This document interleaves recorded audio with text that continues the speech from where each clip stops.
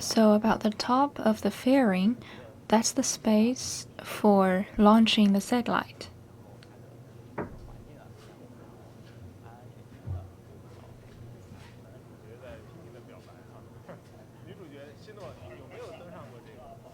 It's white space.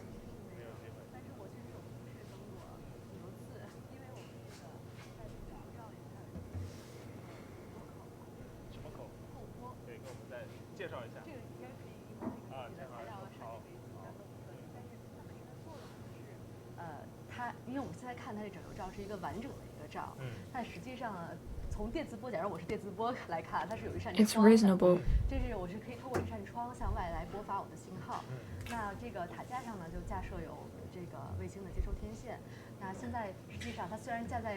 Have you mounted to the top of this satellite? Never, but some of my colleagues have, for many occasions. Maybe we need more information. 前方这居然是一个能动的镜头哈，我们正在无限的推进我们的火箭的底部。这个镜头我不知道想说明什么问题，是不是底下在做操作哈？就像刚刚说的， It seems like a window, and I am sending out signals through the window. 火箭或者我们的卫星，它在跟外界取得联系的这样一个特殊的窗口，顾名思义嘛，就是它能够 We will not lose contact with it at about 50 meters high. 实际上我倒是因为我是做火箭的，倒是有机会登上火箭发射塔啊，其实。So now we are zooming in. The camera is zooming in directly, looking at the bottom of this satellite. 高度还是非常高的，它是大概相当于20层楼那么高，这个高度，当然那是到顶部哈。如果你到了一半或者也得有10几层楼那么高，从上往下看，实际上 So it's like a special window. 高度哈，就是还是恐高，克服这个恐高这个 So 所以包括我们 our 其实最初的时候，它都是 signal could be sent out through that window. 然后星1级、星2级都是散开的，然后都是通过我们吊装。 And it looks different from the tip of the rocket and from the bottom of it, because it's very high. 样子，所以我们在发射之前啊，我们可以看到当时火箭是有很多个管子线路插在它身上。 If you look from above, 是啊，给它进行加注这样的一个。 it's very high. 所以当然现在已经逐步把这些管路啊线路给撤掉了啊，包括我们可以看到这个 In the beginning, 勤务塔也已经移开了。昨天晚上可以看到画面右半有一个小。 those parts have been separated, and then we combine them together. 它是在昨天以前，它都是跟火箭都是紧密的结合在一起。 That's why now it looks like this after the assembly. 轨道的下面，往上仰拍的。对，仰拍的感觉。所以之后可以看到这个画面，挺震撼。 We've done the testing and filling. 有一种巍峨之感。现在我们看到这个镜头里，后面是山峦的雨珠哈，前面是这个白烟一直在，挺美的一个画面。有网友在问这个白烟到底是什么？在我们从您的角度介绍一下。实际上是我们刚才介绍的，我们火箭是用2种推进剂哈，目前的这个白烟主要是是我们的第3级，刚才介绍的我们低温低温推进剂一直处于这个加注的状态。我们的低温推进剂是液氧和液氢液氧液氢它本身的它的这个状态的这个温度啊都是零下100-200摄氏度，这个相当于我们火箭包裹着一个低温的这样的一个东西。有点像我们这个，比如说我们的房子里面有一个大冰块实际上那我们的外面它会有这样的一个白气看到出来这实际上就是 It has some 白气吧。好，说到这儿原油。说到这儿，我们导播提示哈，我们前方的记者 And 文佳 according 现在又 to 在 the 现场。 information, our reporter Wenjia is on the site preparing to bring the live show to our viewers. 好，稍等。 And now wait a 文佳还没 moment. 准备好。 Wenjia is now under preparation. 刚才跟我说准备好。 So false alarm. 发现 Several minutes later, let's keep 这 talking. 是一个现象。其实还有我们火箭发射之后 After the launching of the satellite. 藏在 For example, the Long March 3B will 就是最后点火发射的时候 have a tail of red smoke. 它有 That's 四氧化二氮 because of the propellants. 但是我们可以看到我们新一代的运载火箭长 The 征5号 propellant is composed of nitrogen tetracide. 冒的这个白烟 Just like the Long March 5, 5号它用 it has a tail of white smoke behind it. 用的是液氢液氧或者是液氧煤油，它会形成分解，会形成这种水。 The new generation of those satellites will usually use the liquid form of oxygen and hydrogen. That's why there will be some white smoke 白烟 for the new generation of satellites. But for Long March 3B, it's red smoke. That's because of the different 看火焰对我 components of the propellants. 判断火箭的大概的 And you could actually judge by the color of the 准 smoke 备好了，我们把时间交给文佳，一会儿 to determine the type of the Long March. Now let's turn to the site.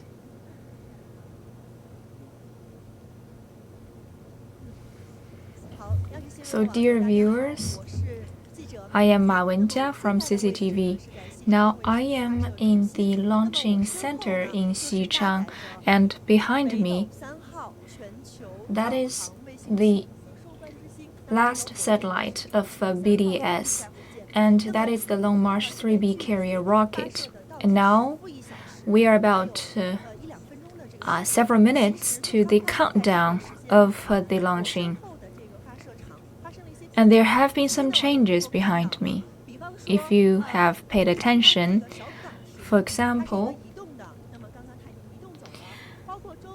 the watch box behind me has been moved away, and there is a van parking, preparing to carry some facilities on the tower, like the ladders and other facilities. When we are about to enter the countdown 1 hour before the launching, the staff members will exit the spot. As the experts said just now, there will be instructions given frequently about 1 hour before the launching. And now this is the alert, and we have invited engineer from the launching center. So what does this signal mean? It means that we need to withdraw from the site at 1 hour before the launching. The staff members will have to exit from the tower to some safety place. So that's the signal for the first group of staff members to withdraw after completing their tasks. It's already in the countdown time, 1 hour before the launching. Alright, so now we are at a critical moment, 1 hour before the launching, which means we are closer to the historical moment. Speaking of the withdrawal of staff, what does it mean? According to the knowledge by Mr. Bai, withdrawal means that the systematic work has been completed. Exactly. The work those staff members have been responsible for has been accomplished, so they can return back to their posts. And as we can see, now the boosters are exposed. The platforms have been opening. That's the first such platform, and the second one is about to move as well. As far as I know, the first and the fourth revolving platforms will be opened, but there seems to be some changes. For example, the fourth platform may be kick-started later on because of the poor weather today. Now the revolving platform is extending. So the booster and the level 2 tasks have been completed. That's why the revolving platforms are extending and moving. And actually, at the bottom of the tower, some staff members are wrapping up their jobs. As you can see, there are a lot of people around the launcher trying to take away the ladders or panels, after which all the jobs concerning the launcher will be accomplished.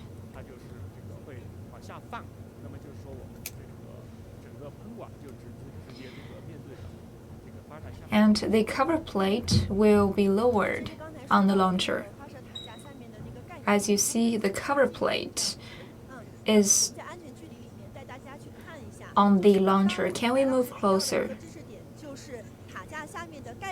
At the bottom of this tower, there is one cover plate which is in green color right now, and it is directly connected with the pipe of this rocket.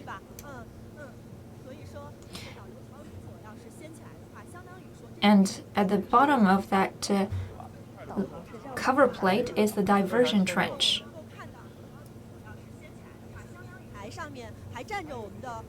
Some staff members are standing.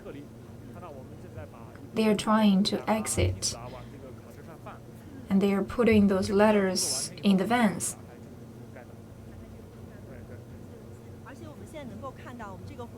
The revolving platform is already out, which means the level 1 tasks have been accomplished. And the rocket has exposed most of its parts. We can see the orange color.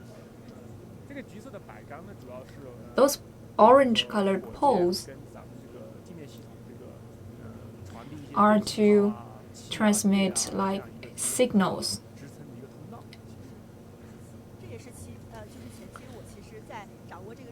When I was doing my homework, many people told me that it's easy to understand. For example, those orange poles are just like the umbilical cord connecting the baby with the mother.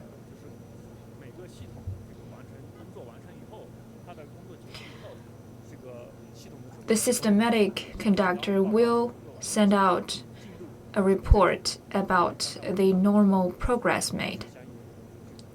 And this alarm clock we are hearing now means we have accomplished another key task.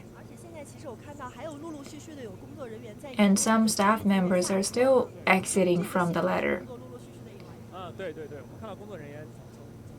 They are moving downstairs, which means they have accomplished.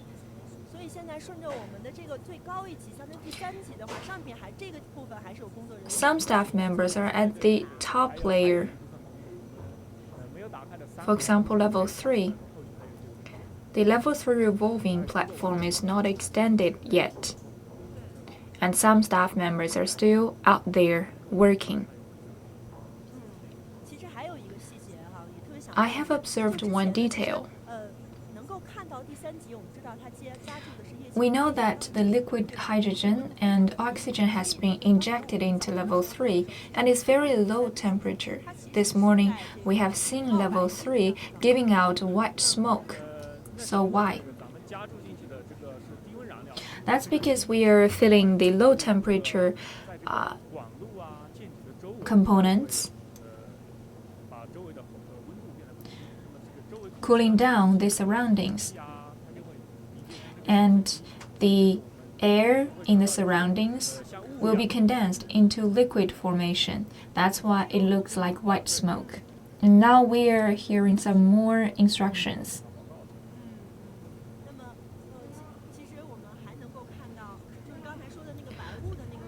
At the location with the white smoke, there is one pipeline giving out gases right now. That's for nitrogen. It's like a chimney.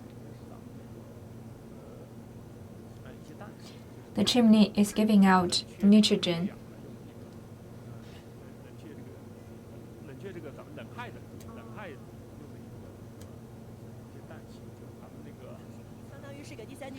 It's for cooling down, to cool down the liquid oxygen. So that's liquid nitrogen. Now let's move closer. The focus of the staff members is about the cover plate. There are some affiliated parts on the cover plate, and they are trying to dismantle the cover plate. Just now the van has taken away most of the facilities, but for the dismantling of the cover plate, will it be stored locally or carried somewhere else? It will be lowered down. We don't need to move it away.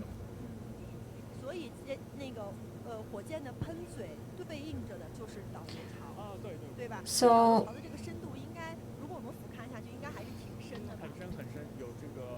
the diversion trench is directly linked with nozzle of the rocket.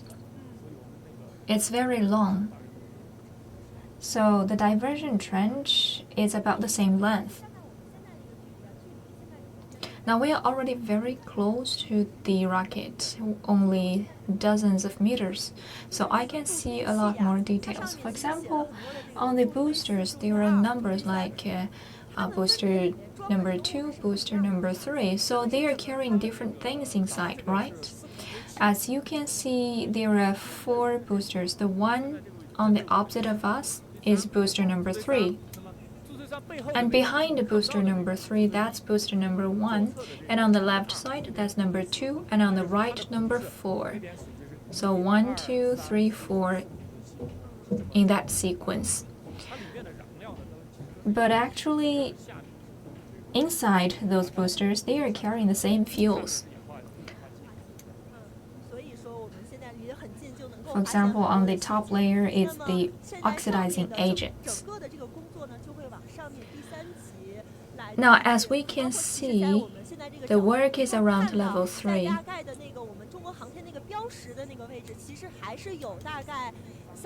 About 3 different forks are still there on the 3rd floor, and some staff members are working over there.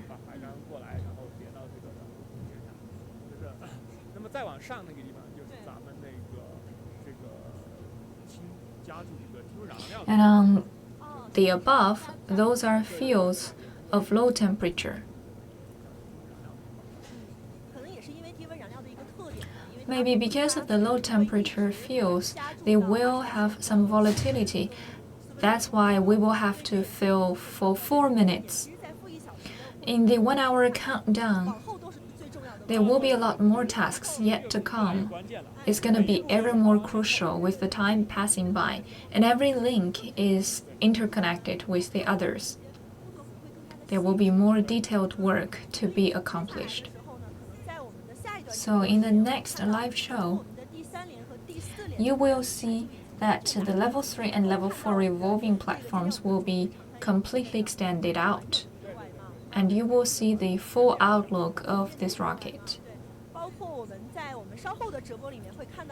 You will also see that there will be fewer staff members working on the platforms.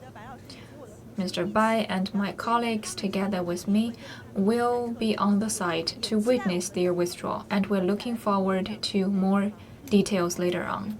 See you soon.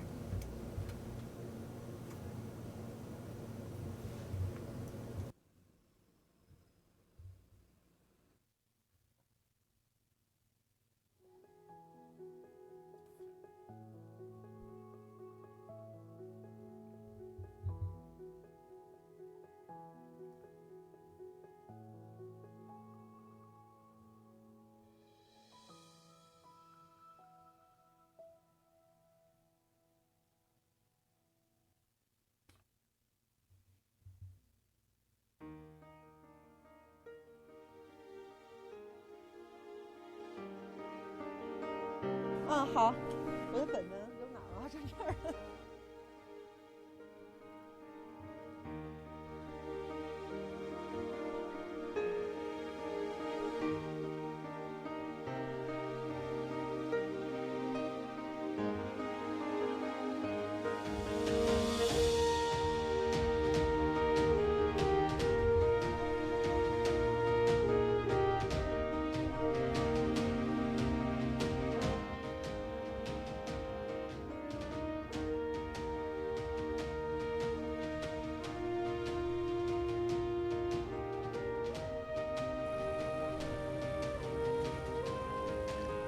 好，各位央视新闻的网友，感谢我们的前方记者文佳在现场给我们带来的报道。我们现在可以看到，我们火箭的1级和2级回转平台已经打开了哈，我们正在期待着我们的3级和4级打开的过程。很多网友还在说，到底几点发射呀？我们的发射窗口确定为今天的9点43分，所以大家锁定我们的直播，不要走开。此刻你听到的声音来自北京演播室。央视新闻记者庄胜春，我此刻跟我们的2位专家正在演播室里等待着火箭的发射。稍后呢，我会跟2位，我们都是85后哈，希诺和钱航，接着来聊一聊我们火箭发射过程中的那些事儿。大家锁定直播，不要走开。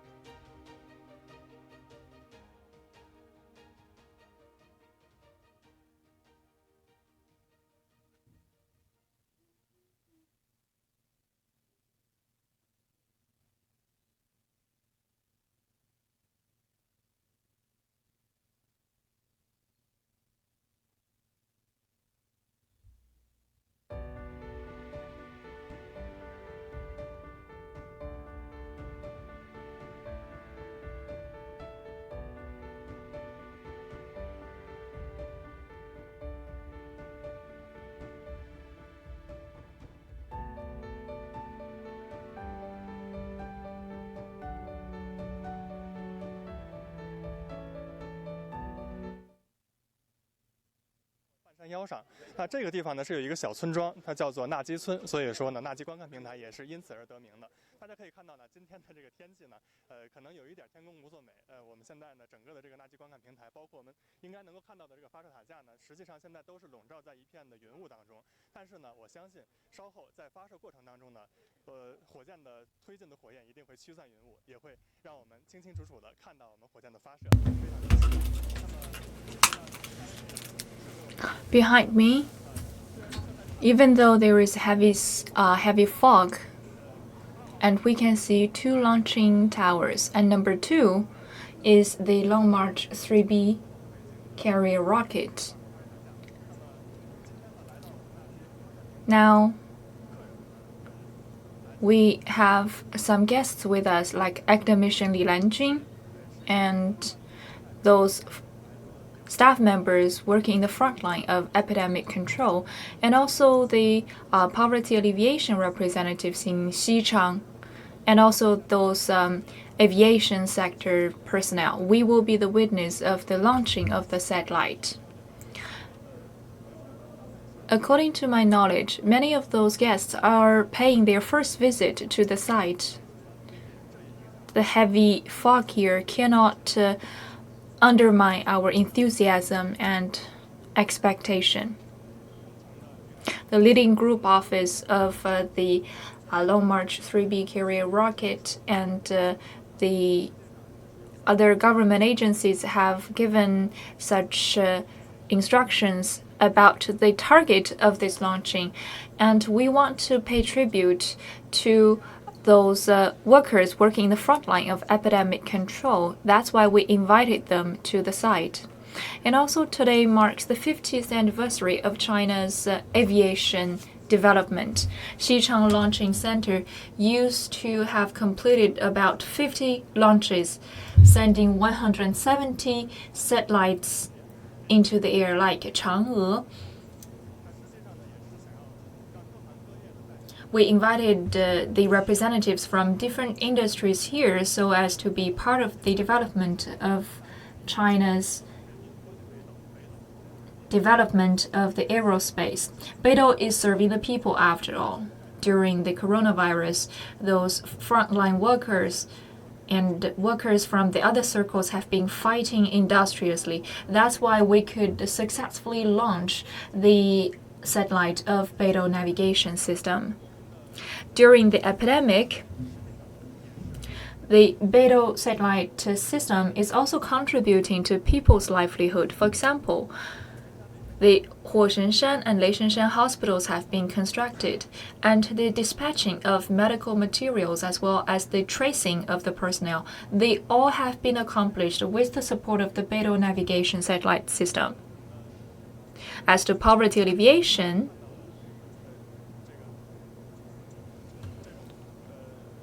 there have been a lot of live shows trying to sell the local products. And those live shows have also been the results of the BeiDou system. We are here to witness the prosperity of China's aerospace undertaking. We are taking one more step towards building a powerhouse of aerospace. We are looking forward to the launching of the rocket. That's on my part. Our representatives will witness this historical moment, and because of their efforts, they are contributing to this era. We're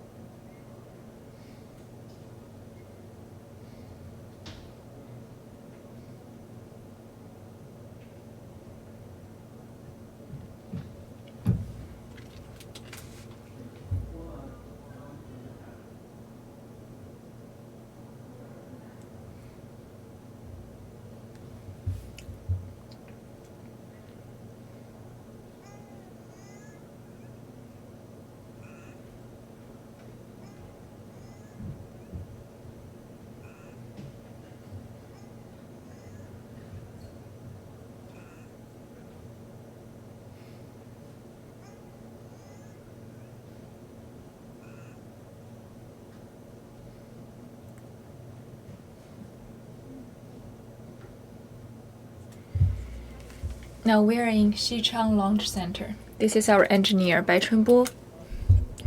Dear viewers, good morning. Now let's continue our discussion about the start today. There are fewer staff members working around this rocket. We just have heard the new instruction. Now we are about 40 minutes before the launching. And there have been no staff members anymore working on the launcher. And the launcher has been lowered down. The cover plates of the launchers have been taken down as well. And nozzles are directly on the opposite of the diversion trench. So the work from level 1 to level 2 has been completed. And now they are concentrating their efforts on level 3.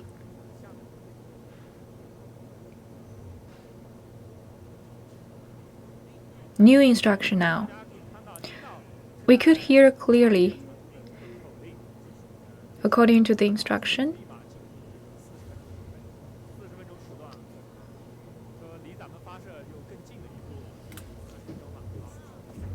we have to get ready for the 40 minutes countdown.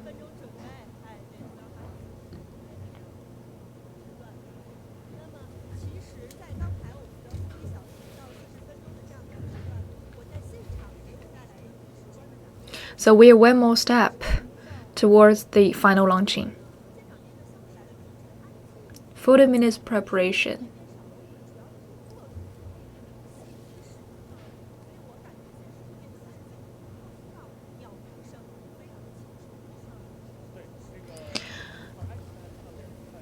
On the site, I feel directly that with fewer staff members, we are approaching the time of the launching.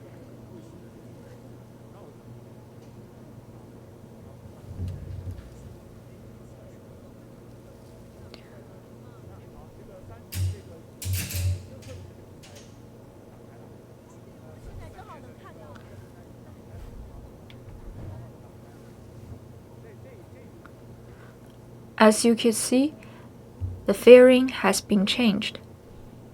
The staff members are working on top. The platform on the right side has been extended. The revolving platform is out already.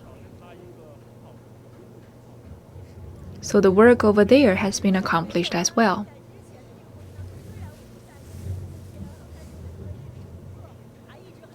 I heard the instruction.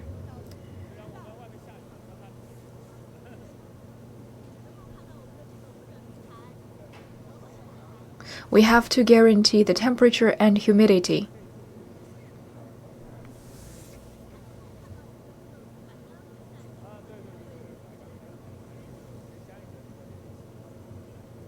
We feel comfortable here in today's weather. It's slowly opening.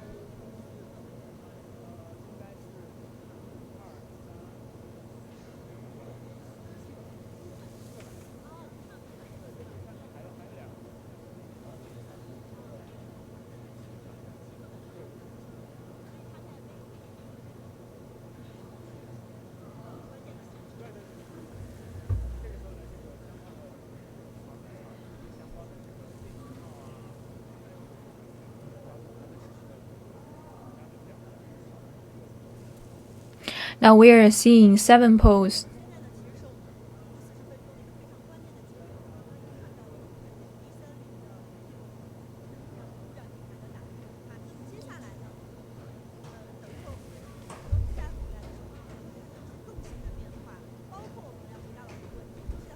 They are refilling.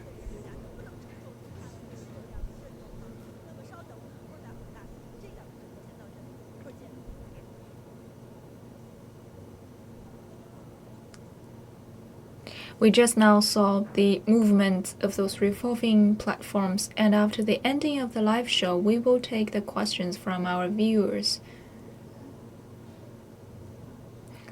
Now, so we'll see you later on.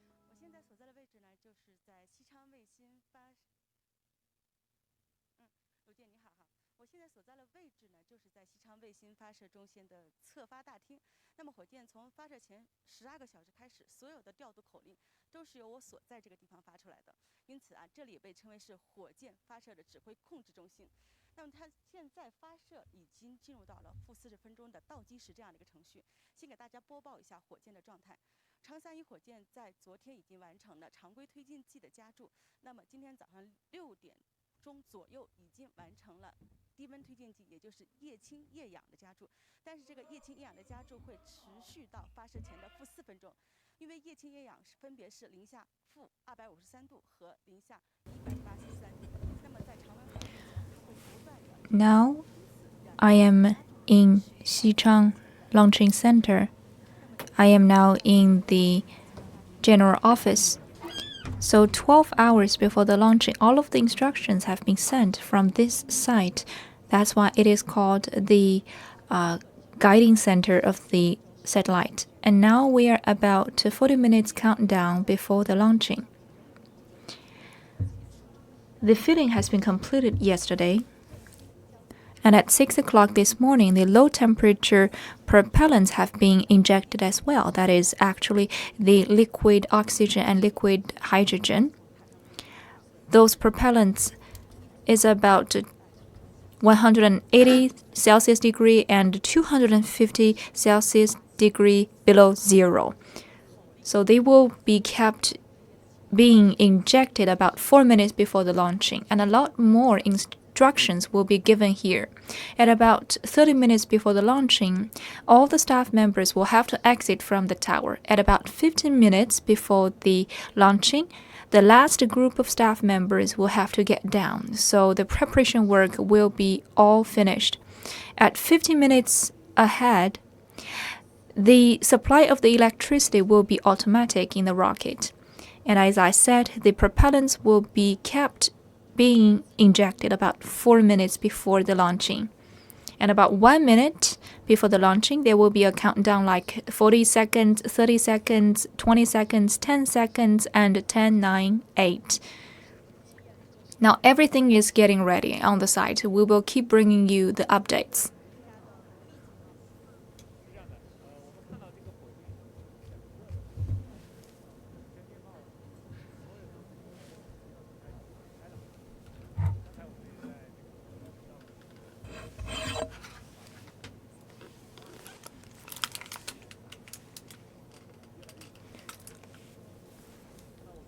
We are moving even closer to the launching time. And you could see white smoke. Those are actually just liquid oxygen.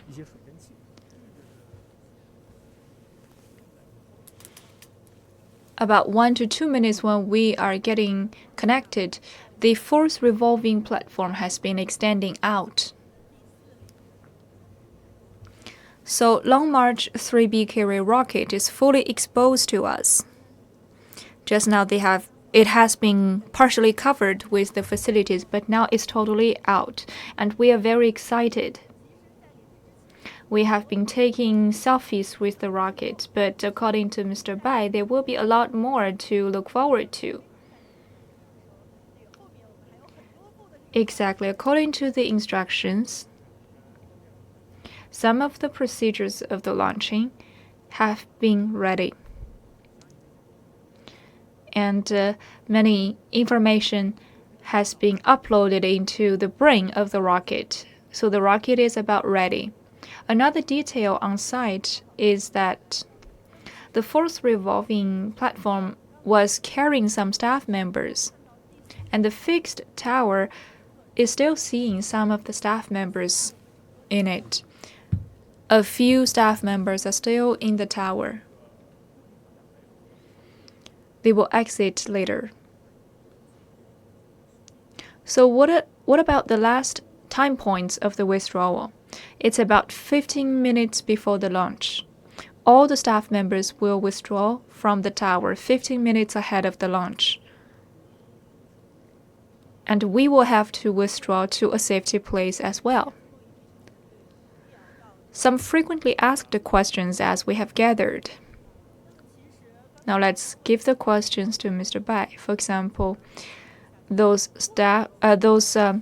carrier rocket wearing the white overcoat is about to be launched. So can it bear the therm and the vibration? But for the bottom of the tower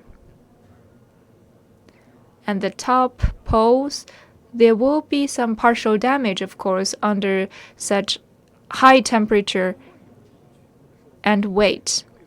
It's after all, during the launching, there will be very high temperature. This will be some impact to the surroundings. This is another instruction.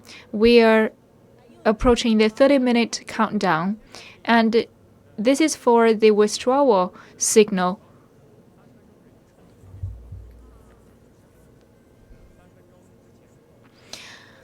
Since the ladders have been suspended about 1 hour before the launch,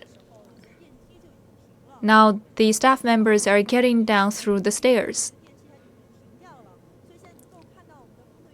It's very clear that those staff members are getting down.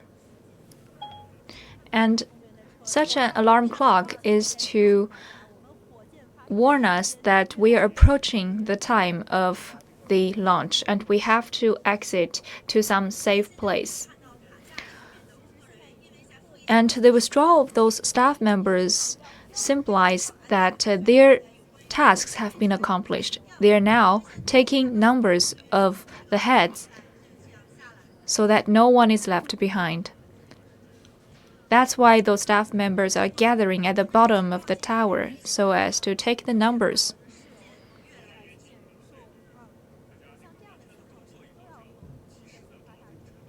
All of the members of the tower will be sent to a safe place and they will give a report to the office, to the general office, saying that all of the staff members have been exited, and then they will start launching. If otherwise, they cannot start the launching. When we inaugurated this live show, when the revolving platforms have been surrounding the rocket, we have witnessed the changes of the rocket, but now since all the revolving platforms have been extended, the outlook of the rocket is fully exposed. Particularly the logo of BeiDou Satellite System. That is the logo of the BDS on the outside of the rocket.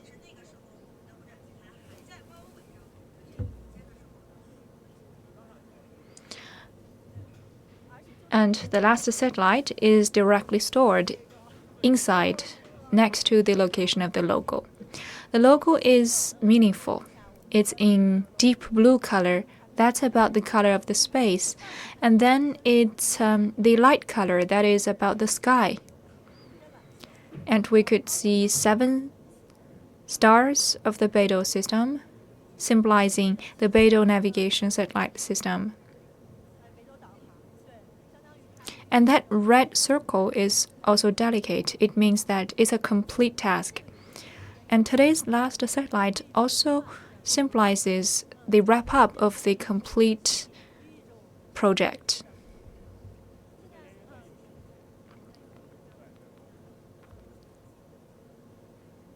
Now, I can see no staff members through the tower, but I believe some are still working over there, maybe indoor. There are very few tasks left to be accomplished.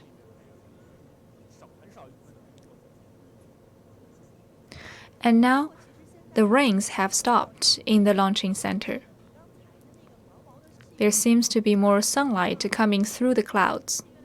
Those might be good signs for the launching. Exactly, that's favorable for the launching. Actually, there have been no rain reports. It's just cloudy, so we have very good forecast about the weather today.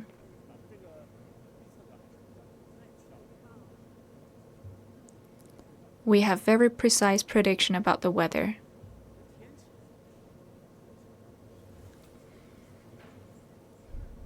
And now some more detailed work has been undergoing at level 3, for example, the filling. It's very cold over there. That's why in about level 3, there are white smokes coming out. I know you have been part of rocket launching for many times. So, what's your concern? Now we are 20 minutes ahead of the launch. Usually at this moment, we have to pay close attention to the refilling of the propellants and the status quo of the systems. For example, the parameters sent from the satellite to the office. We have to judge whether the rocket is under normal condition based on those parameters. Now it's very quiet right now, even quieter than just now. And there is a parking lot next to the site. There have been some backup vehicles like the ambulances or the firefighting vans parked over there. All of those vehicles are now exiting that parking lot. They are getting ready in some designated spots. So that's why it's very quiet right now. I believe at the moment of the launching, everyone is staying put to pay close attention to the parameters and the systems. They are holding their breath. I believe all the workers and staff members are very nervous right now. They are paying attention to the status of the rocket, so as to guarantee that everything is under control. Now, in the testing and launching office, everyone must be very nervous. So what do you want to say to them? I have to say, fight on. This launch will be a complete success. So that's our best wishes. Now let's look back at the rocket. As I said, it seems quieter, unlike before. Now, everything is steady underway. Yes, it seems very smooth. We're just filling the fuels. So now, is it liquid oxygen or liquid hydrogen? It's liquid oxygen being refilled. About 15 minutes before the launch, the liquid hydrogen will be injected. There seems to be more white smoke than just now. Yes, indeed. They are just now trying to fill the liquid oxygen. Will the poles be opened altogether at about 1 minute ahead of the launch? When all of the connectors have been put in place, those poles will be opened automatically. Satellite Launch Center, and this is a big day for people working for the BeiDou Navigation Satellite System, because in a short moment, China's last constellation and of the when the BeiDou poles have Navigation been Satellite opened, System the will be launched rocket from is here. ready to launch. It is a It's just like we have geosynchronous cut off orbit. the Satellites umbilical will be cord. sent into an orbit of 22,000 miles high. The rocket seems like a big giant standing in front of us. From the launching till the end of three the phases, and mission. today is the last launch. So you can see how important this is for people striving to build this system in the past 3 decades. The BeiDou system is also one of the latest global navigation satellite systems in the world. It has some very unique features, such as short message services and also some add-on services such as inter-satellite links, which will enable the system to run in a stable and more cost-effective way. Also, users could upload information as well to satellites directly, which gives BeiDou an advantage in global competition. The BeiDou Navigation Satellite System is one step away from completion, with its final satellite set to be launched from the Xichang Center very soon. Let's now take a look at how China's homegrown navigation system came into being. China started to build its own navigation system in the 1990s. It was named BeiDou. after the Chinese term for Big Dipper constellation. Its development has gone through 3 stages. The first BeiDou system, officially known as the BeiDou Satellite Navigation Experimental System, was launched into space between 2000 and 2003. It consisted of 3 satellites, mainly offering services to users in China and neighboring regions. The experimental system paved the way for China's venture into an independent navigation system. The second generation of BeiDou system, officially called the BeiDou Navigation Satellite System, or BDS, was built in 2012. It consisted of 14 networking satellites. In 2020, we've seen the launch of the last batch of the 30 satellites in the third generation system, completing the global constellation deployment of BDS. During the construction and operation process, 55 navigation satellites were launched in total, and their service range expanded from China to the Asia-Pacific region and then to the whole world. Those include a hybrid constellation of 3 orbits that enables our country's navigation services to be extended globally, while providing better, high-quality navigation and positioning services through GEO and IGSO in and around our country, as well as a variety of unique services. BeiDou has also creatively combined navigation with communication. The BeiDou system can tell its users where they are and also broadcast its location, letting others know their location. According to a statement by the official website, a more ubiquitous, integrated, comprehensive, and intelligent national positioning, navigation, and timing system is scheduled to be established by 2035. 晚桥 CGTN. And before the launch, CGTN reporter Ning Hong interviewed the chief designer of the BeiDou system about the key technologies that BeiDou adopts. Take a listen. One of the key technologies BeiDou has adopted is inter-satellite link technology, which allows satellites to communicate with each other. It also helps us overcome a major difficulty of building a global system. Normally, building a global navigation system requires setting up stations around the globe. But with the inter-satellite technology, we don't necessarily do that. The second key technology is the atomic clock inside our satellites. It is a core technology in navigation satellite systems. It will decide the accuracy of navigation and also the success of the project. We also pay extra attention to 2 parts of the system. One is smart operations and maintenance. We have adopted multiple methods to identify risks based on big data, so that we can identify a problem before users and solve the problem before it affects the system. The other part is open monitoring. The BeiDou system will follow the basic principle of external monitoring, open monitoring, and global monitoring. We are working with organizations across the world to build a continuous global monitoring mechanism. BeiDou's technology is playing an important role in China's national security, economy, and also in disaster relief. To explain that, we are joined on Skype by our reporter Xichang in southwestern China's city of Chengdu.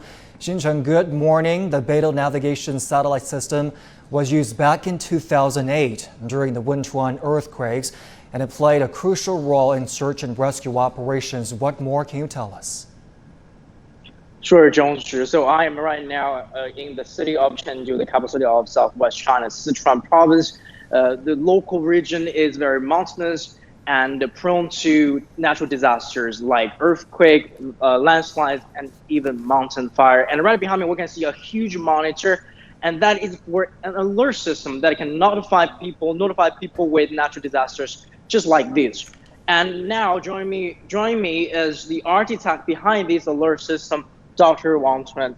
So as we have mentioned, the BeiDou satellite system was first used during the Sichuan earthquake, a magnitude 8 earthquake, about a decade ago, and that's a 3-hour drive from Chengdu. And can you tell us a little more about how satellite technology helped the rescue mission? Okay, at that moment, 12 years ago, the BeiDou satellite actually transmitted the first information from the disaster scene.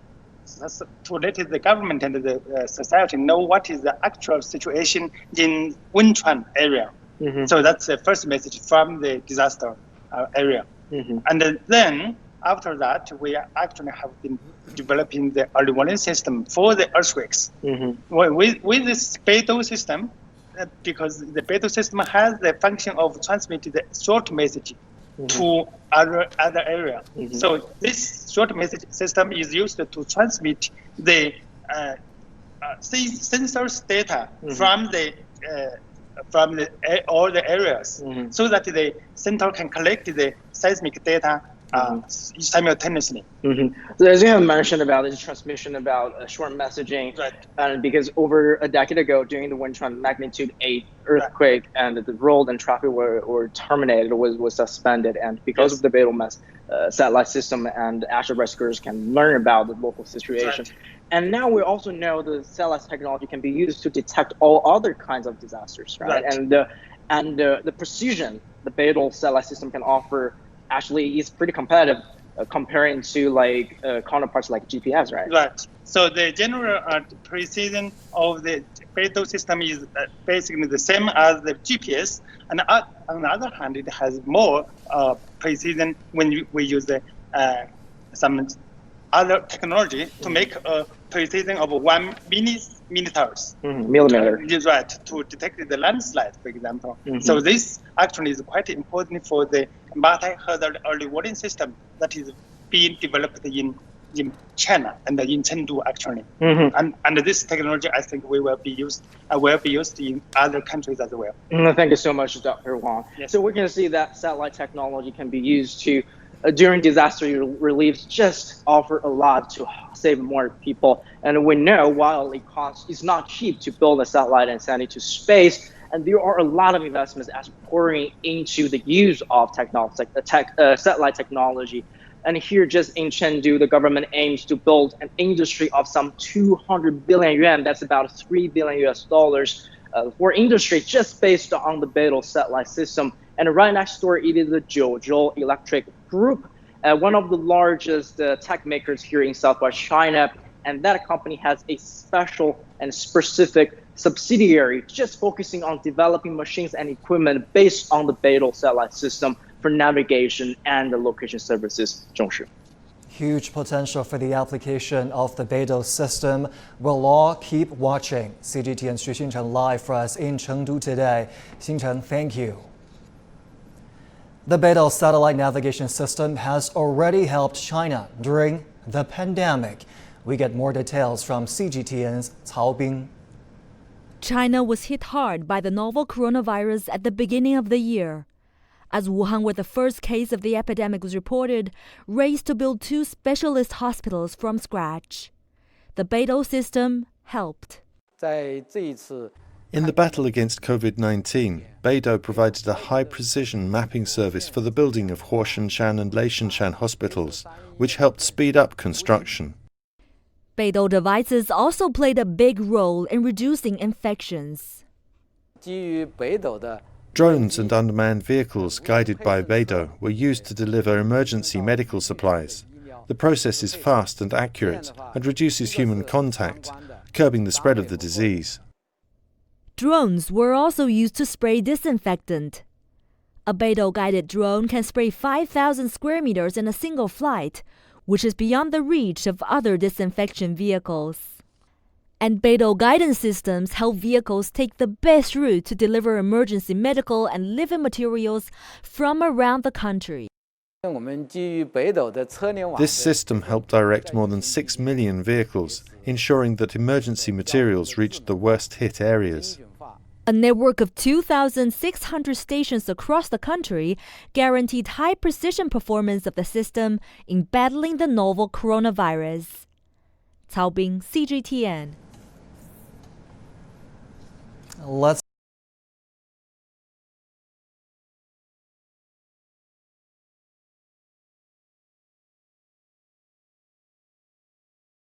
last swath carrying China's last satellite to complete its BeiDou Satellite Navigation System. We do understand that the launch will take place in about 10 minutes. We'll have all the live coverage there right here on CGT, and make sure you stay with us for our special coverage.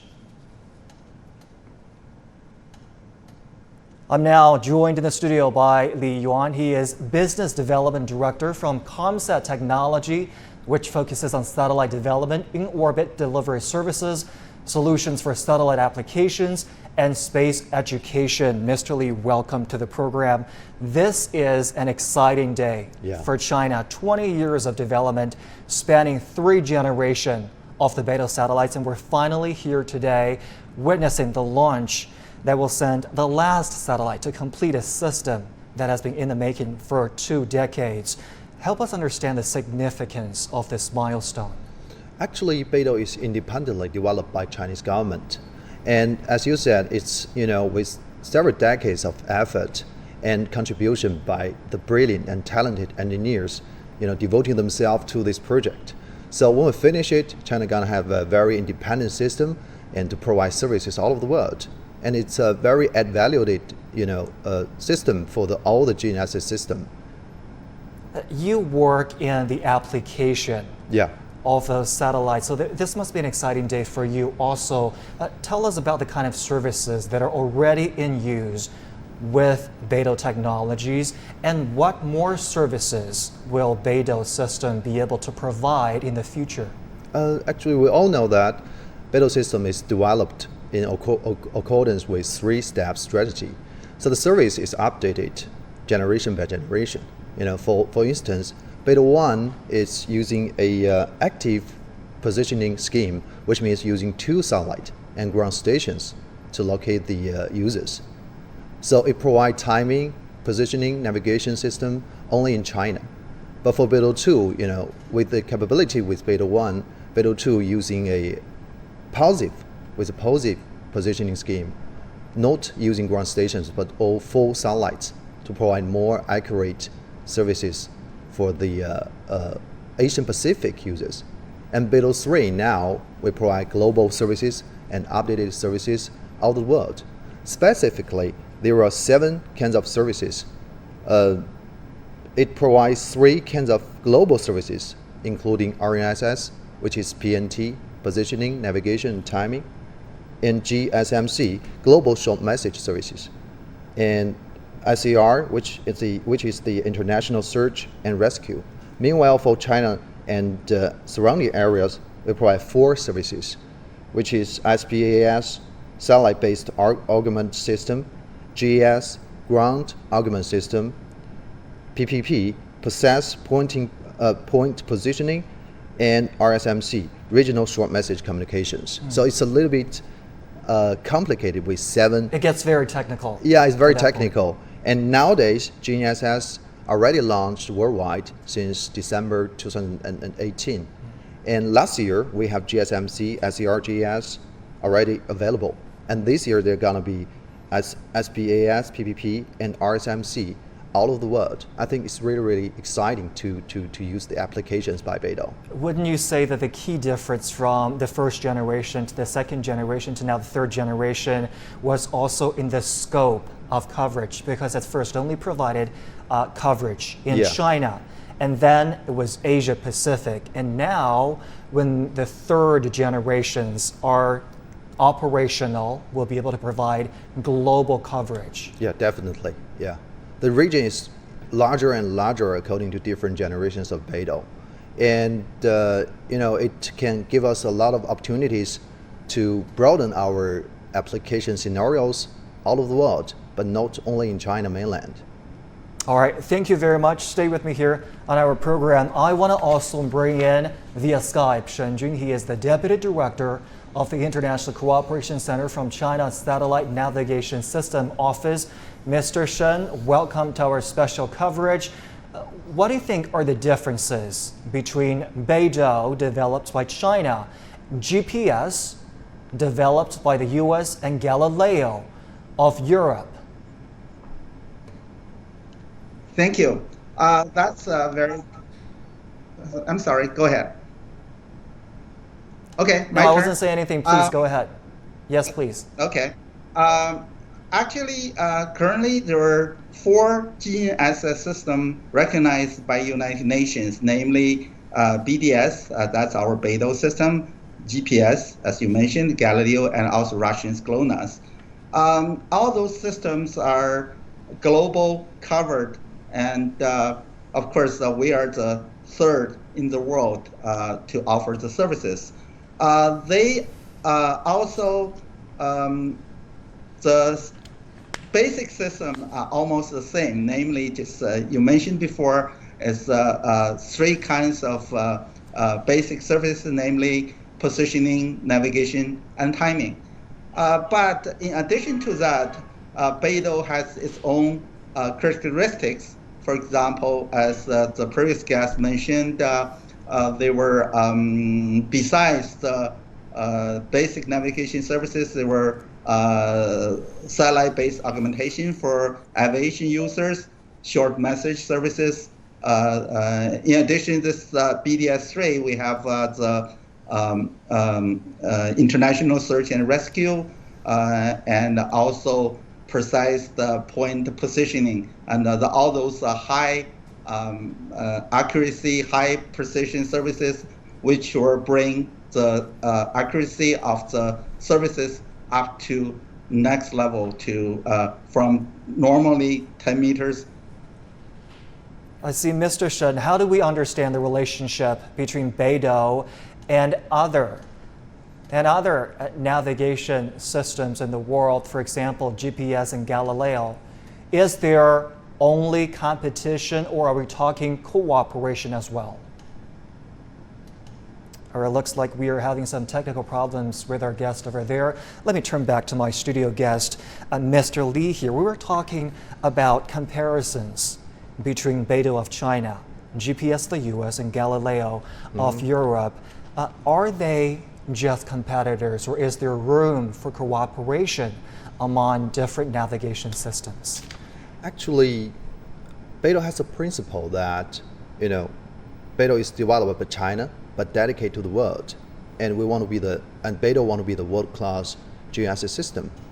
So there are 4 keywords for BeiDou. The first is openness, second is compatible, and the third will be gradualness, and then is the independence. Pardon me, we're 3 minutes away from the scheduled liftoff of that Long March carrier rocket that will carry China's last satellite to complete its BeiDou navigation system. My apologies, please continue. Okay, so BeiDou system compared with GPS or Galileo has a lot of advantages. Like we have 3 orbit satellite, and we have 3 different frequency band. We can give more, BeiDou can give higher accuracy for the customer, can give different kind of services, just we talked about, like short message services, which GPS and Galileo doesn't have. In terms of accuracy, if we just focus on positional accuracy for that matter, what can BeiDou do that the GPS or maybe the Galileo can't do? It depends. For worldwide, BeiDou can give a accuracy better than 10 meters. Okay. Which is, I think GPS is better, maybe worldwide. But in China, especially in Asia Pacific area, BeiDou can give the accuracy better than 5 meters, which is much better than GPS. So it depends. It depends on the region where you're using the services. Yeah, and besides of that, still the service type. GPS is concentrating on the PNT, positioning, navigation, and timing. We have these basic functions, and we can provide extra and add valued services to the customers. So I think in some way BeiDou is really competitive to this GNSS market and industry. Let's turn back to Mr. Shen, my other guest joining us for our live coverage. Mr. Shen, can I get your take on the different relationships between these global navigation systems? We were talking about whether there could be cooperation maybe between them. Of course. I guess among the systems, we are competitors, but we are also cooperating with each other. In the field of satellite navigation, each system are trying to together to achieve what we call the compatibility and interoperability. And compatibility means that the systems are not interfering with each other, so they can exist peacefully. Interoperability is Mr. Shen, capability. I'm sorry to interrupt you. We are now moments away from the liftoff of the rocket. Let's take a look at those light pictures coming in from the Xichang Satellite Launch Center. 5, 4, 3, 2, 1. There you go. Lift off. Lift off time. This is 9:43 a.m. Beijing time. Pitch over. Remote signal normal.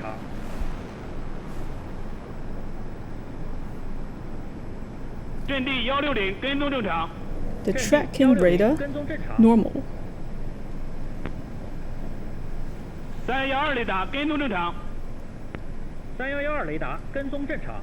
Suite 112 radar checking normal.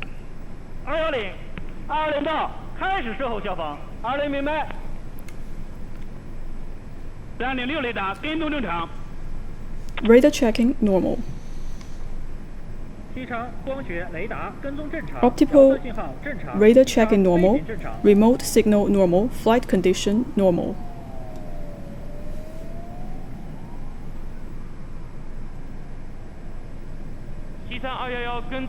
From Xichang, tracking status normal. 211 tracking normal.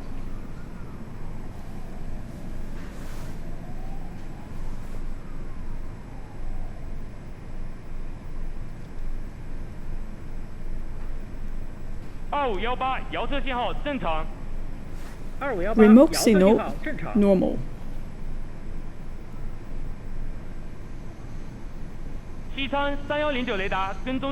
From Xichang, radar checking normal.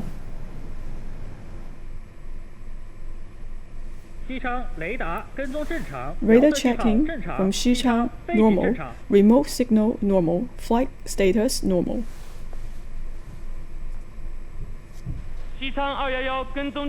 Tracking normal.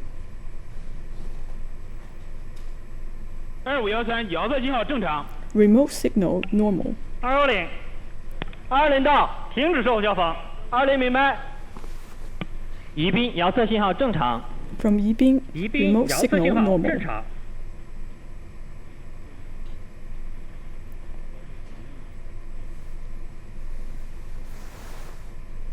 助推器分离。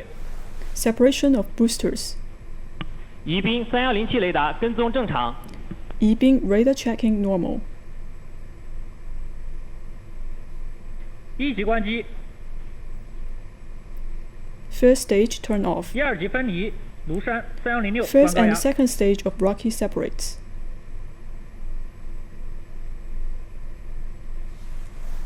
西昌3109雷达跟踪正常。 Radar checking from Xichang normal. 3109雷达跟踪正常。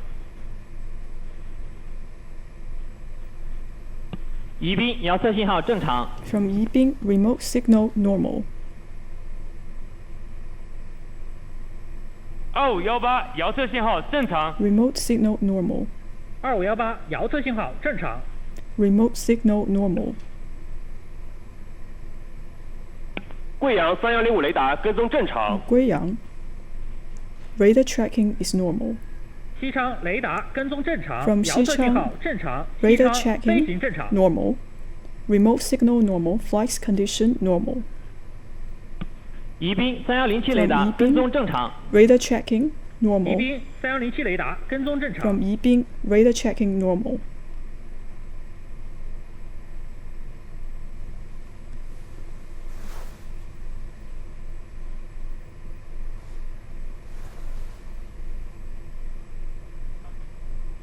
超整流罩。 Separation of fairing. 贵阳3105雷达跟踪正常。 Radar checking 3105雷达 normal 跟踪 from 正常。 Guiyang.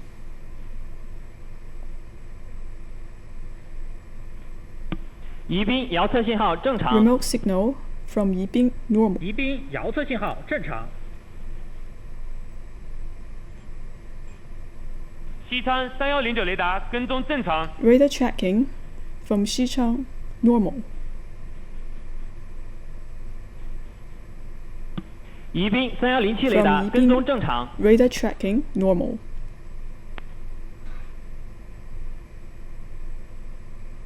2518遥测信号正常。 Remote signal, normal. 2518遥测信号正常。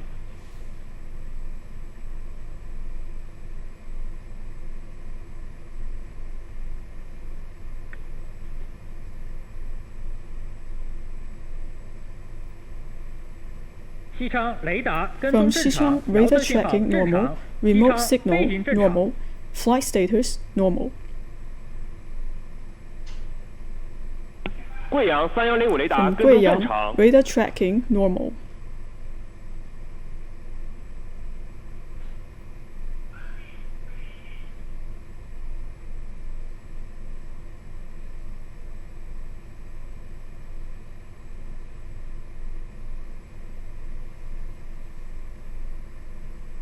二级关机。 Engine of the second stage of the rocket switch off. 2、3级分离。 Separation of the second and third stage of the rocket. 琼海3109关高压。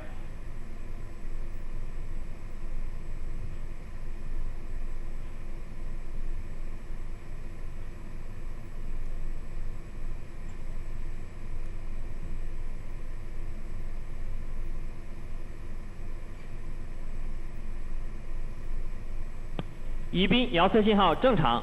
Yibin remote signal, 宜 normal. 宾遥测信号正常。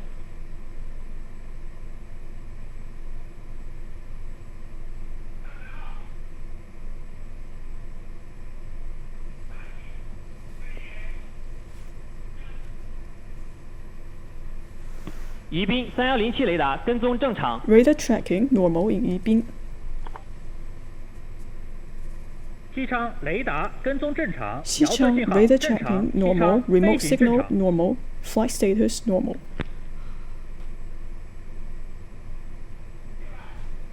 天路、渭南、厦门跟踪正常，遥测信号正 Team 蔚常。蓝厦门华山飞 radar 行正常。 tracking, normal. Remote signal, normal. Flight status, normal.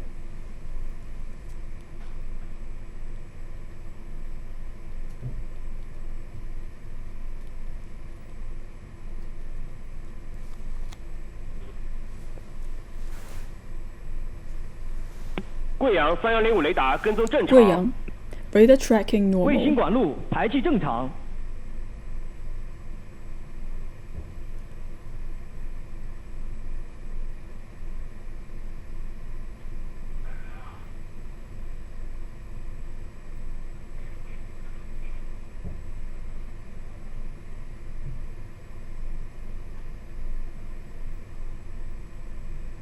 天路、渭南、厦天路、门跟踪正蔚蓝、常，厦门遥测信号正常 tracking,。华 normal. 山飞 Remote 行正 signal, 常。 normal. Flight condition, normal.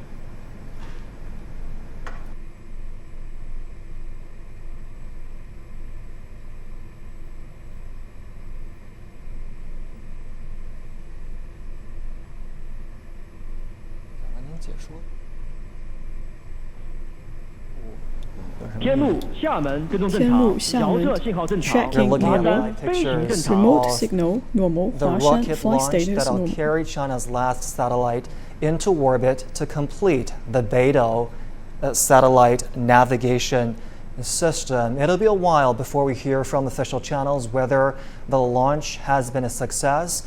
We're on standby looking to hear from all of those ground commands and monitors on whether the mission has been a success.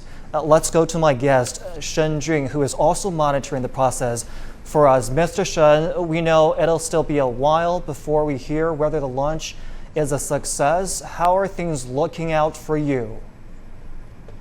So far, so good.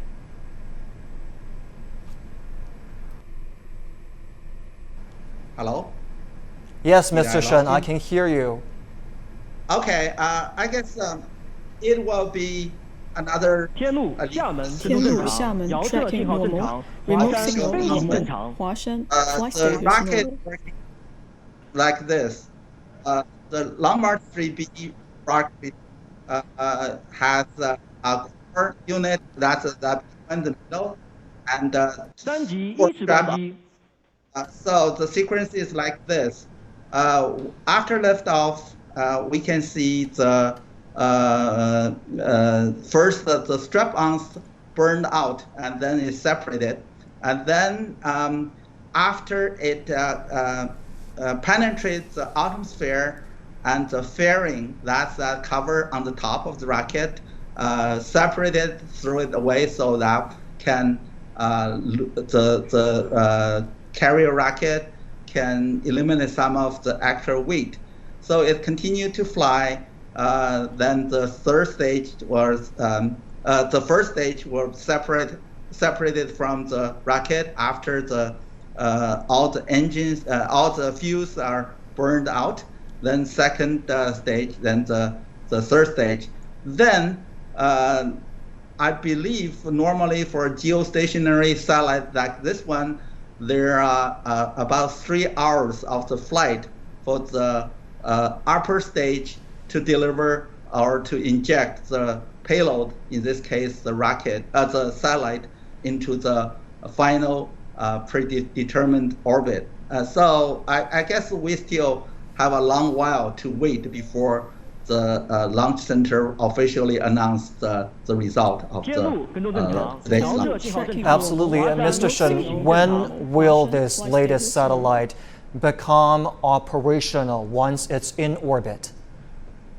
Normally, we need what we call the on-orbit test that makes sure everything works according to predefined plan. Normally, for example, the brother of this satellite, the GO2 satellite, it takes about 3 months to be commissioned. So I guess we would another month or two before this satellite is joined the constellation and officially commissioned. Understood. We talked about how generations of the BeiDou satellites provided different scope of coverage for users here on Earth. At first, it was just a coverage here in China, which was later expanded to coverage in Asia Pacific, and now when that BeiDou system is complete, which it will mean global coverage. When will global coverage be up and running? In 3 months, as you just mentioned? Actually, talking about global, the China Satellite Navigation Office announced on December 27th, 2018, that was like a 2.5 year ago. 2018, year and a half ago, they announced that the BDS straight preliminary system being operational. For that system, it's already provide the global coverage. The only difference is that there are small areas, 13 areas, which BeiDou cannot meet. It's very, I think 97% of the global areas are covered, but only 3%. Then in the next year and a half, we already launched the rest of the satellite. Then that makes sure that the whole world is 100% covered and totally satisfying the what we call performance standard. Mr. Shen, do stay with me here on our special coverage. I'll be circling back to you later on. Let's turn back to my studio guest, Mr. Li here. I do want to talk to you about the carrier rocket, the Long March 3B. We know the family of Long March series of rockets have been a reliable choice for China's satellite launches. Why was 3B chosen in particular for this launch? Actually, Long March 3 is a very long history family of Chinese rocket, and Long March 3B it's the golden rocket in this history, and it's a 3-stage rocket with 4 strapped boosters, as we can see in the video, and it's really perfect to boost the satellite to the GTO and GEO orbit. And it is the second most powerful member of Long March rocket family after Long March 5. And it is most powerful rocket in Long March 3 rocket family. So it's mainly used to place communication satellite into GEO orbit. And it can carry a payload to GTO orbit with almost 5,000 kilograms payload, which is really, really powerful.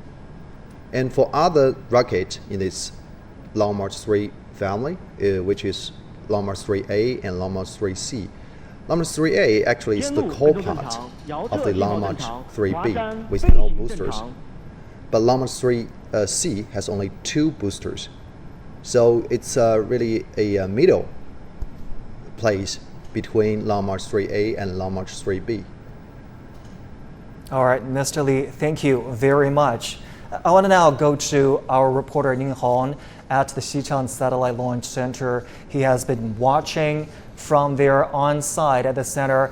Ning Hong, how are things looking at the center? What did people have to do to prepare for today? We do know that the launch was postponed today because of an earlier product technical problem. It must have been a very difficult and nervous time for the staff there at the center. Tell us more.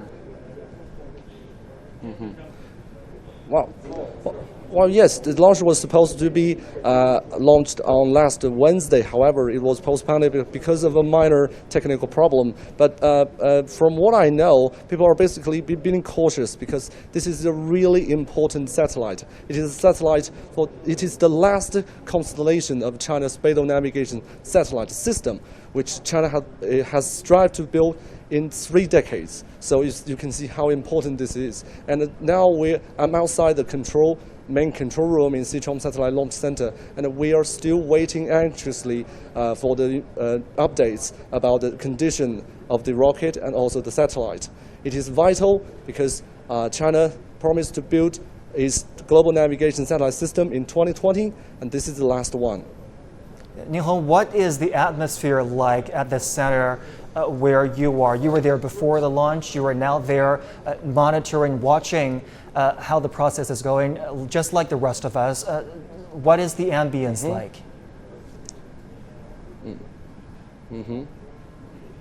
Well, I think the engineers are quite confident about this performance of the rocket so far, but we are still, like I said, we're still waiting for further updates. And also, the BeiDou satellite, this base, Xichang, all BeiDou satellites were launched from Xichang. So I think engineers are quite experienced in no matter handling the rocket or handling the launching the high orbit satellites like this one. This one is a geosynchronous orbit, which is about 22,000 miles high. So it will take some while before the rocket to send the satellite into orbit. Our Ning Hong with a live update for us at the Xichang Satellite Launch Center. Ning Hong, thank you very much. I want to go back to my guest, Shen Jun. Mr. Shen, I talked with Mr. Li here in our studio about possible future uses of the BeiDou Navigation System. The potential is very, very large. The BeiDou satellites were first developed out of military considerations, but now its uses in civilian and commercial areas have people very excited. Can you share with us more about how BeiDou could be used in the future? Of course. In the field of satellite navigation, there is a famous sentence saying that the application of a satellite navigation system can only be limited by the capability of imagination. So I guess, as you mentioned, this system was a dual-use system, and normally what we say is a crucial infrastructure of the national development. From the, as mentioned by the previous guest, the national infrastructure such as a banking system, such as national defense, such as maybe people didn't realize that the timing capability is a very important functionality needed in the mobile communication base stations. But for the normal people, everyone nowadays using their phones to navigate in their cars. And for example, in the fishing boats, and people using BeiDou's short communication services to communicate with their families, with their management, and in case there's an emergency, they can call for help. There is a saying that for the fishing people, they have a goddess called Mazu. Nowadays, they say before they go out, they first pray for the protection of Mazu. Then they pray for the protection from BeiDou. So the BeiDou has become as the second goddess for those people. And many, many other cases, shared bikes, and all those things. So the PNT services or PNT futures has become an inseparable part of people's life, not only from the government level, but for the normal people's life. Mr. Shen, stick around. I'll be coming back to you later on. Now, the BeiDou Navigation System also serves to boost connectivity between China and other countries. A good example is in its use in China-Europe freight trains. For more, let's check in with our reporter Zhao Yunfei in Zhengzhou. Yunfei, what difference is the BeiDou system making for these freight trains that connect China and Europe?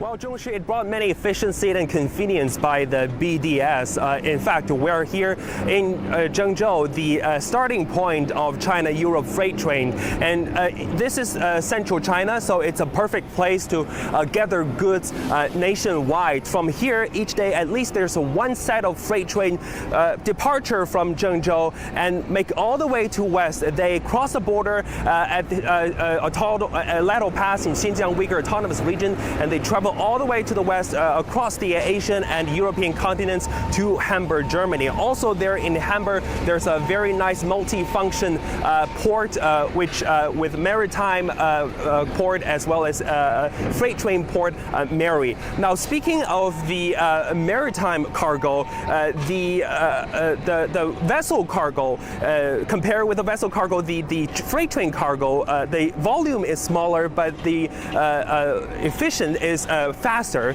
So that requires more people pay closer attention to the efficiency as well as to the speed of the goods got delivered. Why is it important? Well, for example, now currently the world is suffering from the coronavirus pandemic. For example, if there is one container carrying some personal protective gear such as masks and gowns, it's very, very important for the customer who ordered the goods to know where precisely their container is and when it got delivered. Now we're talking about 4,000 containers on the China-Europe freight train equipped with a BDS system. So it has a less than 10-meter precision, meaning that technically the person who ordered the goods can check the status and the position of the container instantly from their mobile app. Now, as the more and more BDS satellite in the orbit, they are providing more comprehensive allocation services, you can get a better understanding of the flow of the good internationally, and also it can serve as a source of big data. Back to you. Our Zhao Yunfei there in Zhengzhou for us. Yunfei, thanks so much. We're still waiting to hear official confirmation on the success of the launch. We're on standby to hear that. We'll bring that to you when it happens in our program. Let's turn now to my studio guest, Mr. Li, for more discussions on this topic. In your line of work, you work with the application of the BeiDou technology. Now, Mr. Shen there just mentioned we shouldn't limit our imagination when it comes to what the BeiDou technology can do for us as humankind, for everyone basically on this planet. Now, a lot of trends in technology, 5G, robotics, driverless cars, do you think they will cross paths with the BeiDou technology when it becomes fully operational? Definitely. Actually, I'm from a commercial aerospace company, and we launch our own satellite to space to do communications. What we're going to do is to use BeiDou system in our own satellite to have the precise locations of our satellite, which brings convenience, to design our own system. So it's the really cutting-edge technology to design or using BeiDou modules in a brand new industry. Besides, not only in the space, this kind of new technology, but also, like you mentioned just now. European applaud from the control room. They're monitoring the launch of the last satellite of the BeiDou system. The separation has been successful, and we believe we are moments away from an official announcement on whether the launch has been a success. We're monitoring all of the developments for you here on CGTN. I'm sorry for interrupting you. Please continue. Really exciting. So when I go back to the ground, actually the PNT services is relevant to every aspect of our normal life, like your mobile phone, your IoT devices, your cars, and your smart homes. It's all relevant to positioning, navigation, and timing function. So there are a lot of imagination spaces to BeiDou. And I believe, with the whole industry going to be more and more mature, there are going to be a lot of applications that will surprise you. All right, Mr. Li, we'll leave you there. And let's go back to the control room, which is monitoring the launch there. Things seem to go very well so far. Unfolding of the solar panels.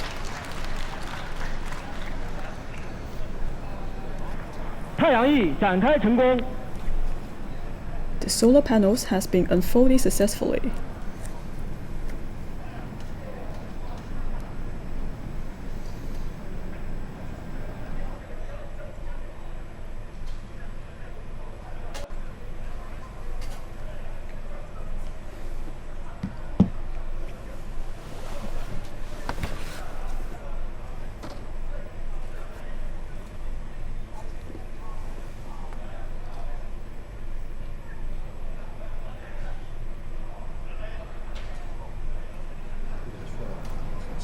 You're looking at live pictures of China's last satellite being sent into orbit to complete the BeiDou Navigation System. You've heard rounds of applause there in the control and command room there, signaling that things have been going well so far.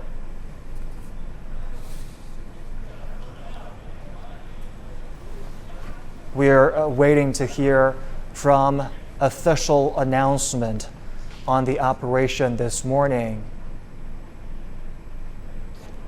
The BeiDou Navigation Satellite System has been independently developed and operated by China with an eye on the needs of the country's national security as well as economic and social development. As we've been telling you all morning, BeiDou provides all-time, all-weather, and high-accuracy positioning, navigation, and timing services to global users. Now, positioning, navigation, and timing services. Also reported 经西安卫星测控中心监视计算， According to our 3号 calculation, 工程 GO-3卫星 the satellite of the 近地点高度 BDS-3 has entered into 205 the 公里， geostationary 远地点高 orbit. 度35976公里，倾角28.5度，周期10小时35分钟的预定轨道。 It has entered into the planned orbit. The solar panel has unfolded. Satellite is in normal condition. Copied. 华山出轨根数及分地点参数发出，景山。 All the parameters has been sent out. 西昌收到。 Copied. 长江6号。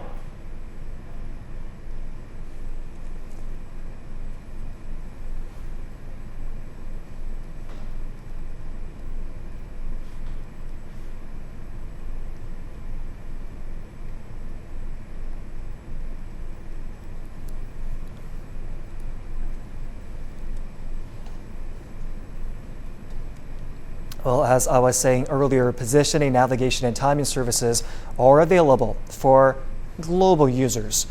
The global positioning accuracy is better than 10 meters, and the timing accuracy is better than 20 nanoseconds. The overall performance will be greatly improved in the Asia-Pacific region, with the positioning accuracy better than 5 meters and the timing accuracy better than 10 nanoseconds. As for short message communication services here in China and surrounding areas, the service capacity will be increased to 10 million times per hour, with capability as 1,000 Chinese characters per message. As for global short message communication services, the service capability is launched at 9:43 a.m. We have completed all the key actions, and we have separated the satellite and the carrier rocket. The BDS-3 satellite has entered into the planned orbit. The solar panel has unfolded, and the satellite is in normal condition. There's no unusual conditions of the satellite and the rocket.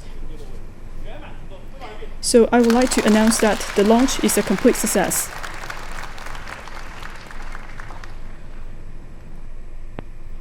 北京西昌报告。 Beijing reported. 西昌请讲。下面请发射场区指挥部指挥长、西昌卫星发射中心张学宇主任 Now I 宣布 would 发 like 射结果。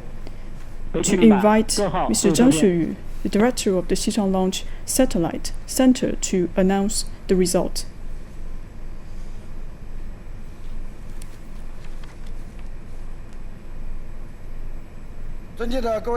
Dear leaders, experts, dear comrades, according to the result of the Satellite Monitoring and Control Center in Xi'an, the 55th satellite of BeiDou Navigation System has entered into the planned orbit. The solar panel has unfolded. Satellite is in normal condition. Now I would like to announce the launch of BDS satellite is a complete success.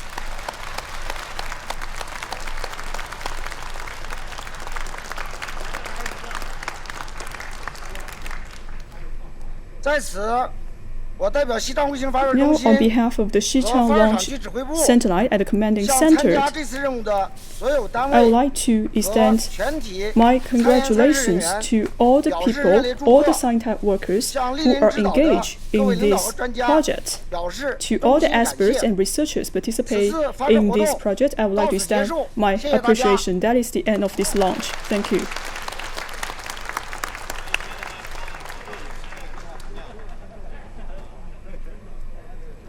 Now it's official. You have it from the Xichang Satellite Launch Center that the launch has been a success. The satellite is now in orbit and in normal condition. You can feel the sigh of relief there at the control room. Now, of course, monitoring all of the developments for us is our reporter Ning Hong at the Xichang Satellite Launch Center.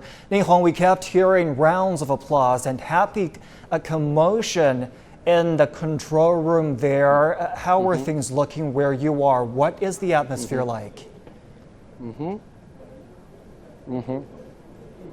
Well, I've heard that people are clapping inside the control room. Well, and the mission was a complete success. Well, this is certainly a big moment for people who have been working for the BeiDou Navigation Satellite System for the last 3 decades. And this is not just a one successful launch. It is 100% success of a series of launches over the past 3 decades. And people have been sending. The BeiDou system now is the world-class global navigation satellite system, and China has even added some features to adapt for its development. And China has also built a large industry around it. Well, you know, back in 2009, a chip used in BeiDou system worth about $300, but now a chip only worth $1. And also, this technology, the global navigation satellite technology, has been born for over 30 years, and it still shows a promising future, especially the next step. China will combine it with different kinds of positioning technologies to develop a widespread, smart, and even integrated positioning, navigation, and a timing system in the future. Back to you. What a milestone in the BeiDou system. We certainly look forward to the next chapter of its application. CGTN's Ning Hong with a live update for us at the Xichang Satellite Launch Center. Ning Hong, thanks so much.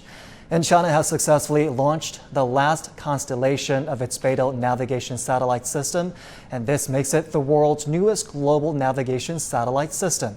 Our Ning Hong again finds out more for us. 因为那个北斗3号是一个我们自己建设的一个全球卫星导航系统，它实际上最主要的任务是要给全世界提供北斗的公共服务。那么我们大概在设计这个新座的时候它是3种轨道，然后一共是30颗卫星。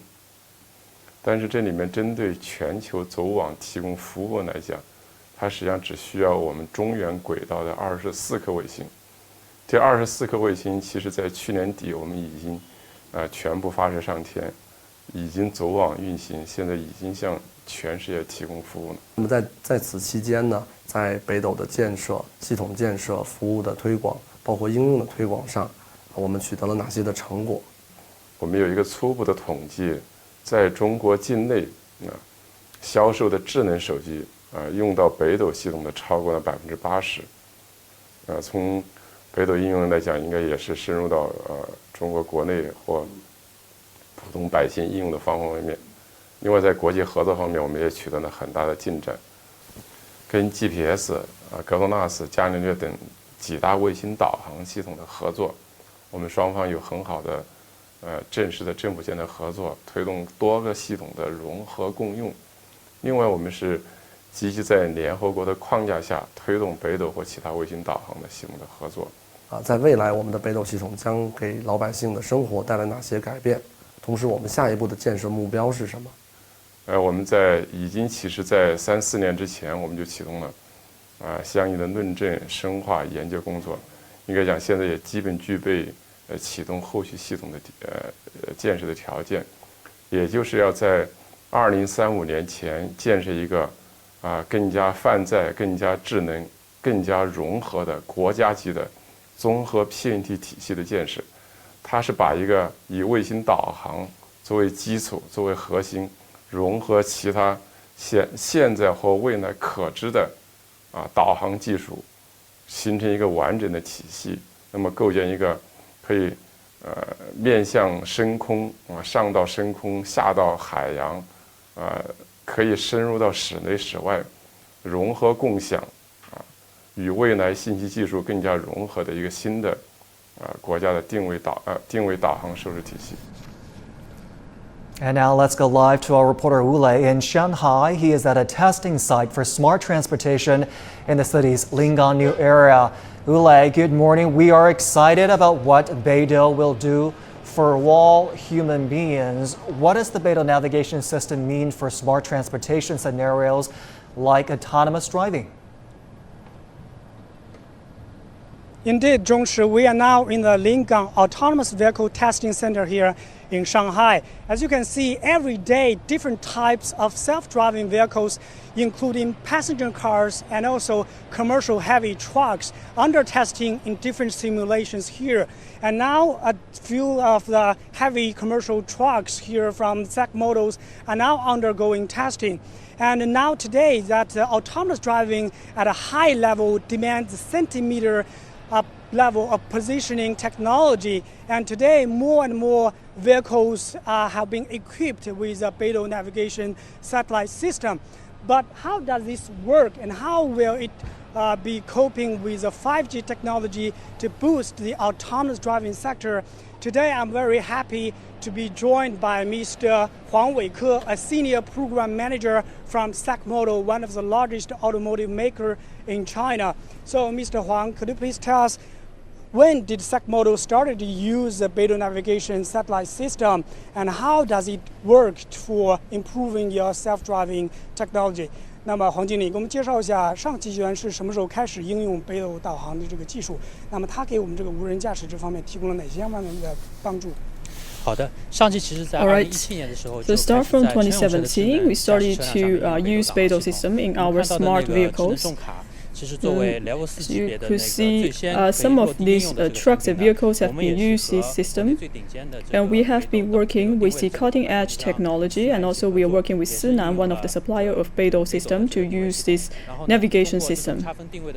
So by using the differentiating navigation, so we can realize a precise point positioning, so that we can make sure that we have a precise parking of the vehicle. So this precision is up to plus and minus 3 centimeters of the parking. As some of the vehicles has been to be parked in very narrow places, under this situation, for this with the BeiDou system, we can complete the parking at one attempt. So I think only 1% of the people can realize that. So that is to say, by using the BeiDou system, it can help us to improve the overall functionality of our autonomous driving, and BeiDou also play a key role for the autonomous driving. 那么除了这个北斗导航的这个技术，那我们汽车还应要去装配哪些方面的这个智能的设备来达到这样的一个无人驾驶 ？So in addition to the BeiDou Navigation Satellite System, what other smart equipments have been equipped in the vehicle to reach autonomous driving? 好的，除了定位系统以外呢，我们其实最关心车上的 眼睛、耳朵这样的感知设备， also attaching importance to some sensing equipment, for example, the cameras and radar systems. So all of these equipments will provide positioning services to the vehicles, so it can identify its location in different distance. And also we have a ICU which serves as the brain of the vehicle. It can also help to provide a precise service to the vehicles. 除了这个北斗导航的这个技术，那么现在5G 的应用也很广泛。那么无人驾驶这个领域呢，如何将北斗跟5G 更好的来结合起来，促进这个行业的发展 ？So in addition to the BeiDou Navigation System, we know the 5G technology is also booming here. How does these two technology work together to boost this sector's growth?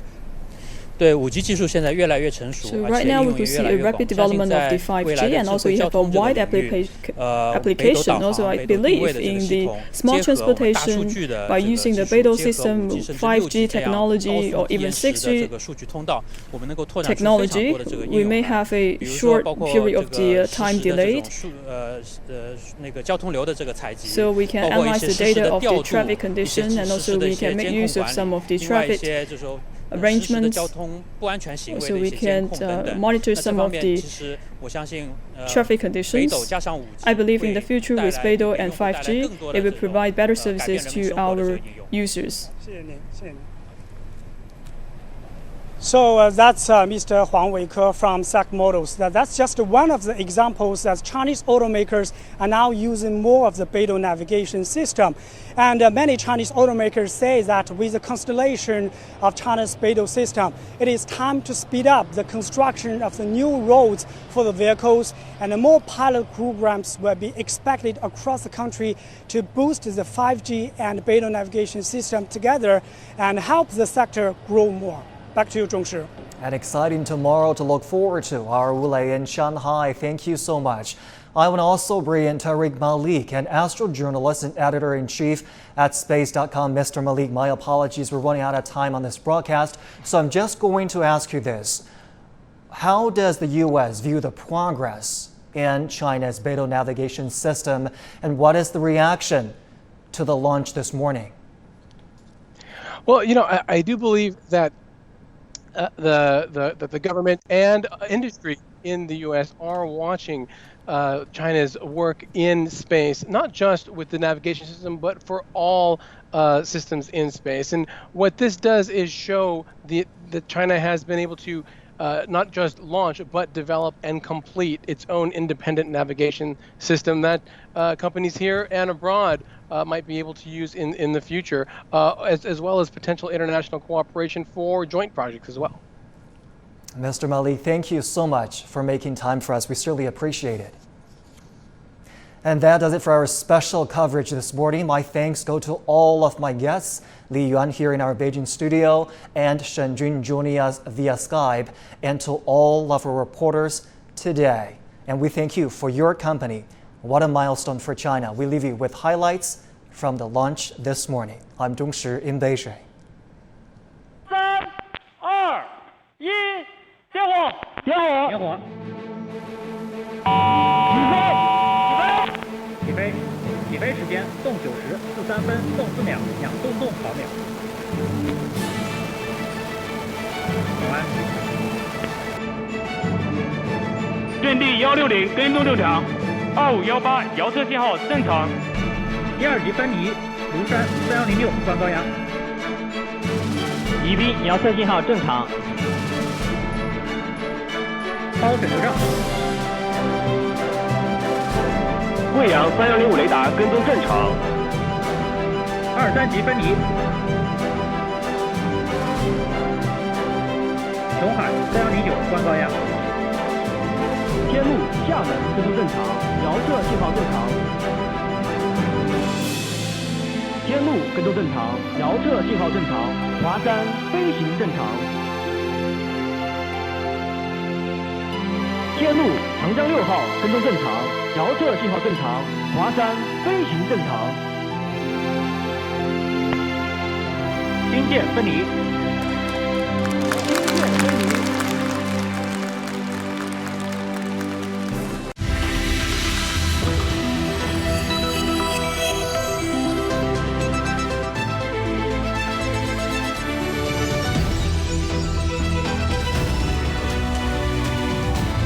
This is CGTN, China Global Television Network.